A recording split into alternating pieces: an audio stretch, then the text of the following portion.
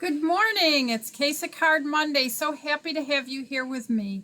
We are going to be making a beautiful card today. Can't wait to get started. Don't forget to like and share this if you're enjoying the video. Let's get started.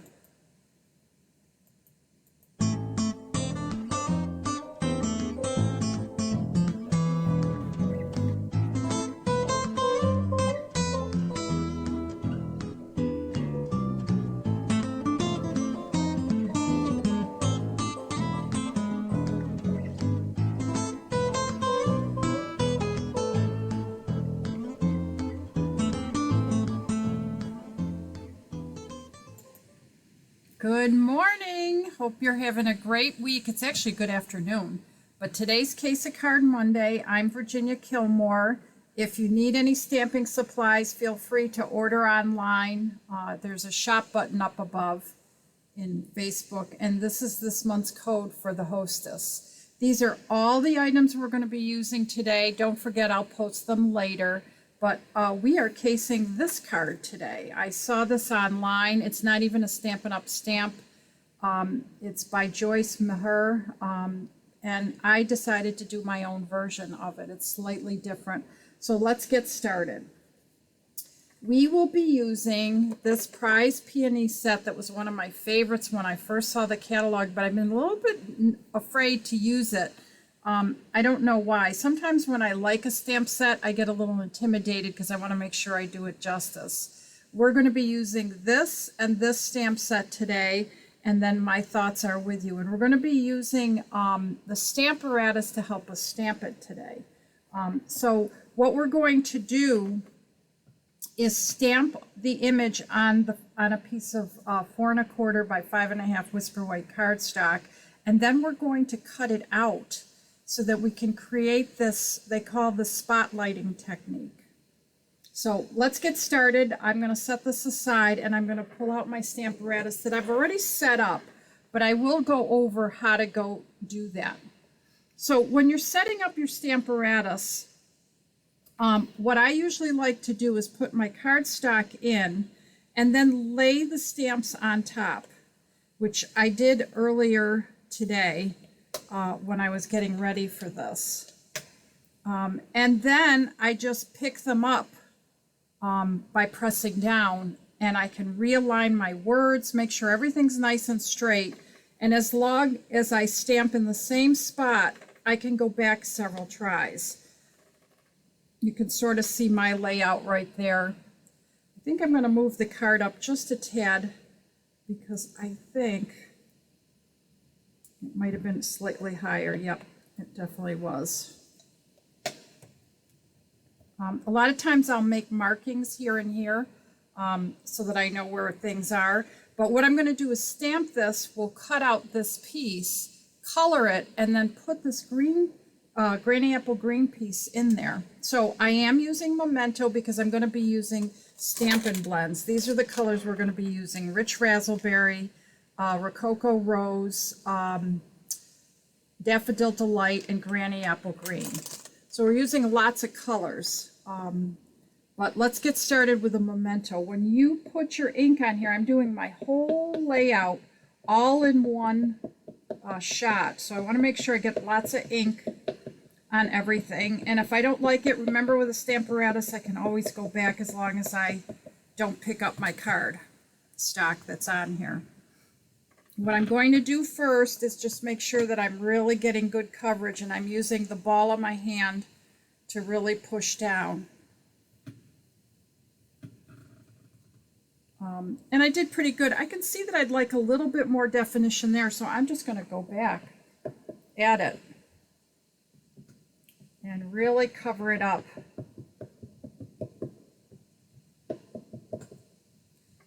That's the beauty of the Stamparatus, is that we can stamp over and over and clear it up. In fact, when I'm done, I could technically leave this card in here. Now I can't because I'm going to be cutting it out. But if I had already pre-cut it, I could have done that.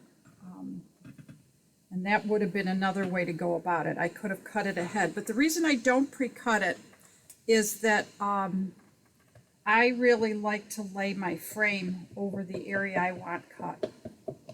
I think I'm just about happy, but I'm just going to go one more time. We could never do this if we were using a regular stamp. Oh, look at how nice that is. It's nice and crisp and really strong. It's a great tool to have. And the other thing is this leftover ink that's here will help me guide me the next time I want to lay a card out, as long as I don't take the stamp set out.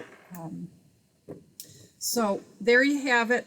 I have it nicely the way I want it. Now I need to cut it out. I am going to be using these rectangles, stitched rectangles. And part of the reason I'm using the Granny Apple Green is that when I cut this out, I'm going to get rectangles on this surface and on the inside. And I don't really want both of those showing. I could technically just cut it out and leave it the way it is. But I thought that green added a nice little touch. Now I realize this is hard for you to see. I can't wait till I get my mini new Stampin' Cut and Emboss machine. But until then, you're stuck with this guy. So what I want to do now is really look at where I want to frame this. I don't know if you can see what I'm doing. I'm really trying to look where's the best place meant for my frame. And now the trick is to cut it without it moving. Some people will use washi tape. I think I'm happy with that there. And if it's crooked, I guess it's a handmade card. The trick is to put it on and just cut it. And with this cutter, I find that sometimes I have to go back and forth a couple times. So I will go back and forth making sure I'm cutting. You hear that little click? That has to do with when I've gone past the edge of the cutter right here. That's how I can tell. And before I take it apart, I just check in the back to make sure it's cut through. The other trick is to put a little shim on it. And now I'm going to pull that apart, and this is the part I'm going to color. So I'm going to set this aside. The number for this one is the number 4 smallest one. So if you look at the biggest rectangle in the set, I use number 4 in. And it works out to be about 4 by 2 5/8. Because the measurement for the other piece is 4 1/4 by 2 7/8. So now I'm going to start coloring.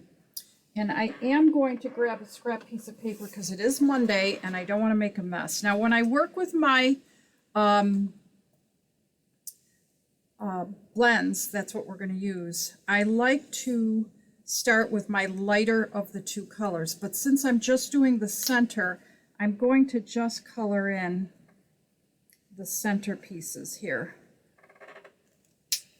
Now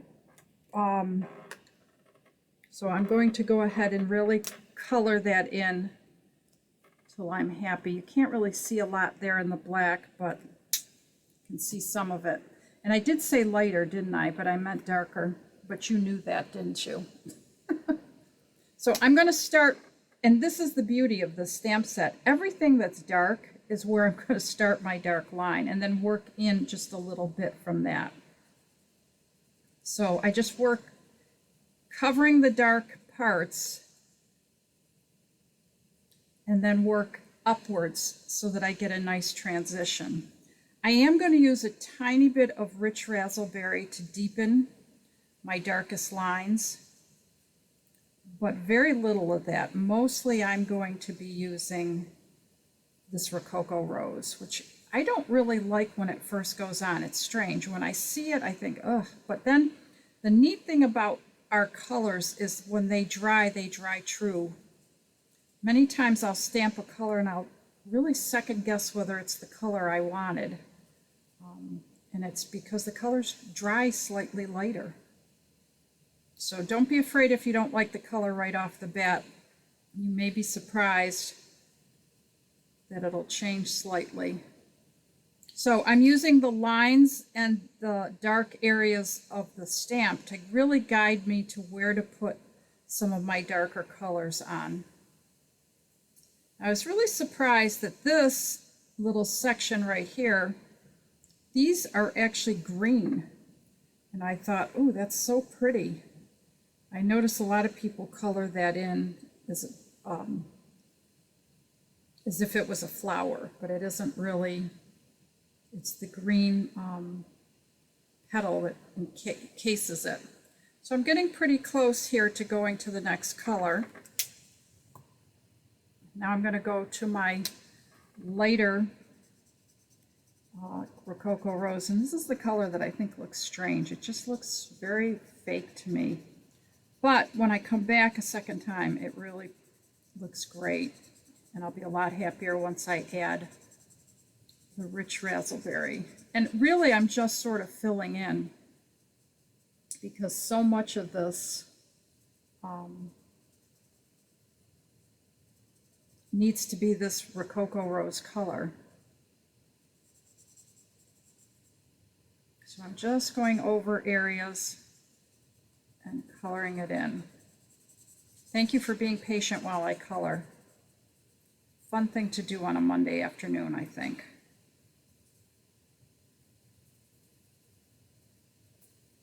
Same thing right here. I'm just going to go right at all of this.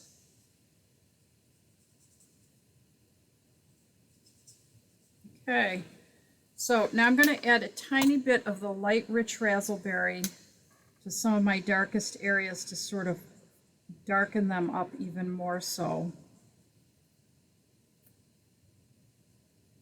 It's very unnoticeable, I'm sure, to you on here, but I can see it, and in real life, remember that in real life a lot of these colors get darker.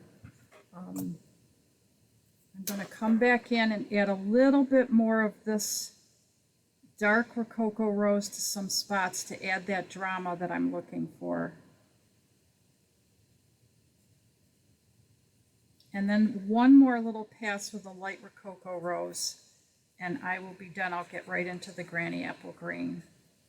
Coloring takes time, and it is a little bit of extra work, but oh boy, it's so fun when you see the outcome. It's starting to look really good. I'm happy with it the more I look at it. Now I can add another layer of, a fourth layer of value by using this again in spots so that it looks transitionally like I intended it to be, all these levels of color. Wow, I really like that, if I do say so myself. Okay, let's go on to the Granny Apple Green. Now with the Granny Apple Green, I'm not going to get into too much detail because I already have the dark areas. I'm going to leave a little bit in some spots for the lighter Granny Apple Green, but mostly I'm using Granny Apple Green everywhere, the dark one. Go from the dark to halfway through the light. Okay, and then I'm going to just use this in one little spot. Don't forget that if you want to add more drama, you can always use the lifter to add a little bit more drama. And I think that's it. I'm done with my card. So I've got that nicely colored. Look at all the levels of color I got, and now I'm ready to put my card together. So what I have to start with is my card backing. Now I could not have done this on here because then I'd have a big hole in my card. So that's why I work with a piece that's exactly the same size. And I'm going to go ahead and glue that right down to my card front because that's the first piece that has to go down. Just get that on there the best I can so it's nice and straight. And then I'm going to glue this to this Granny Apple Green piece. And then I'm going to take a piece of my, I think it's Forever Greenery set of ribbon. They have 3 ribbons that come with it. You get the gold ribbon, which I'm just going to cut a piece of. And because I'm going to tie a bow, I'm going to make this smaller than I usually do because I only have to go around that small piece. So I'm going to go ahead and tie it off and make a bow, which is hard with twine like this. You know my little trick that I love to use. So I'm adjusting my bow now, and I just have to be patient until it tightens up. And then I can really define the edges of it.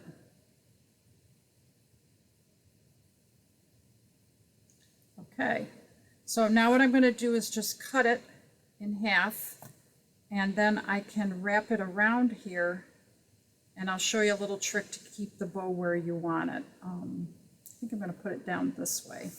So I'm going to flip it over, put a little bit of tape runner on it. I find that tape runner works better than glue for this. This is the one time I really like my tape runner. And to make it easier, I'm going to flip it over because it's so hard to see. I think I like this end here. Yep. Okay. So attach it there. I know I've got all these little loose ends. I'll show you how to fix that in a second. Attach it here. Now I've got it attached where I want it. I'm going to use Stampin' Dimensionals to get it up on my card front because I want it to sort of stand out. And then we will do a little tweak to the bow to make it look nice. And then our card's done.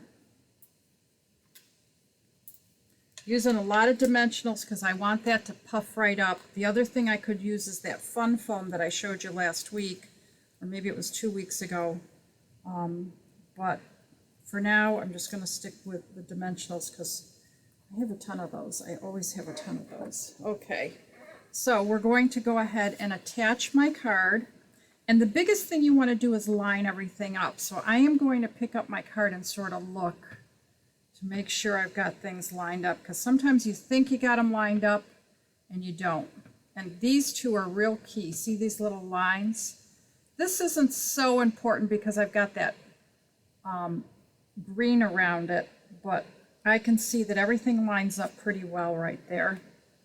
So now I've got this little piece here that's got a lot of extra ribbon. I'm going to tighten that down, and then I'm going to use my glue dot to sort of secure my bow the way I want it. And one of my tricks my girlfriend Jan taught me was to roll your glue dot.